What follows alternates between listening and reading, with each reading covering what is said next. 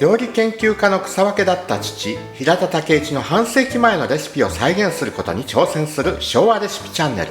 今日は日本の家庭でよく食べられていた南京のそぼろあんかけを作りましょう。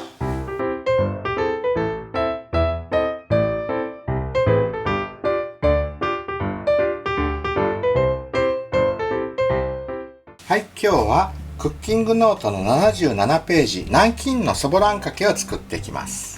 まず鶏のひき肉が必要なんですが、日本のように売ってないので自分で作ります。そこがちょっとめんどくさいところですね。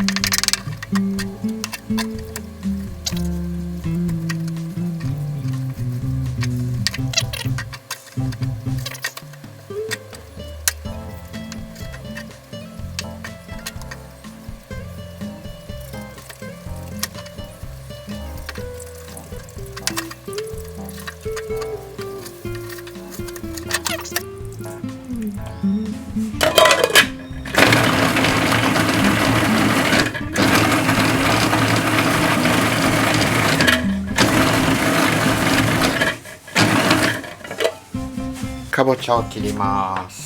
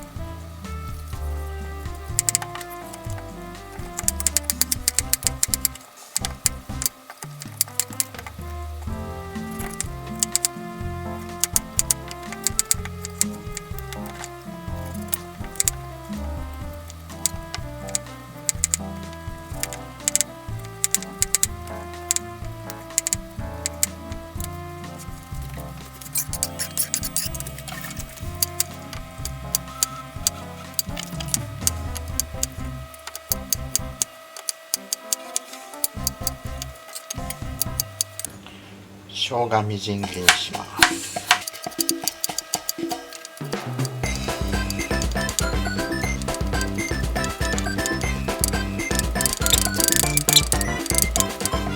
はい、火をつけて油を入れます。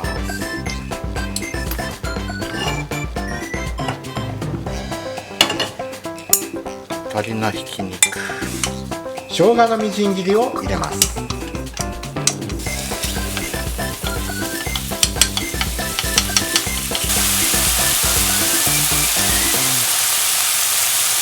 だし汁、砂糖、醤油、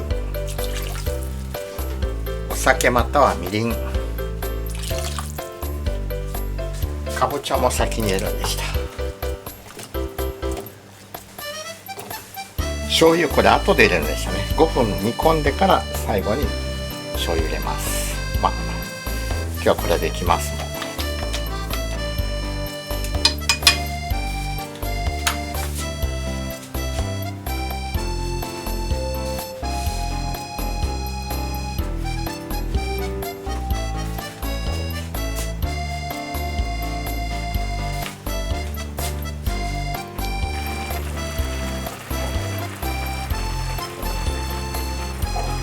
はい、かぼちゃだいぶ柔らかくなってきました。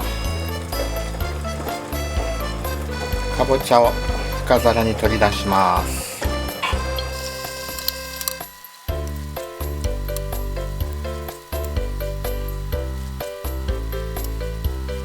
そしたら煮汁で片栗粉を溶かします。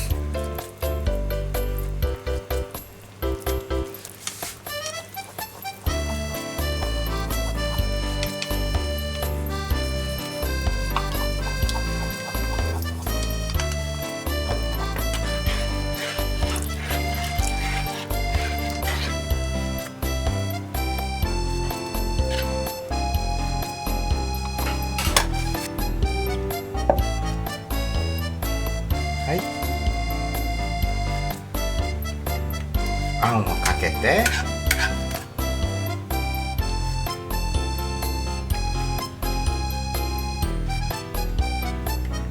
グリーンピースをかけて、南京のそぼろあんかけの完成です。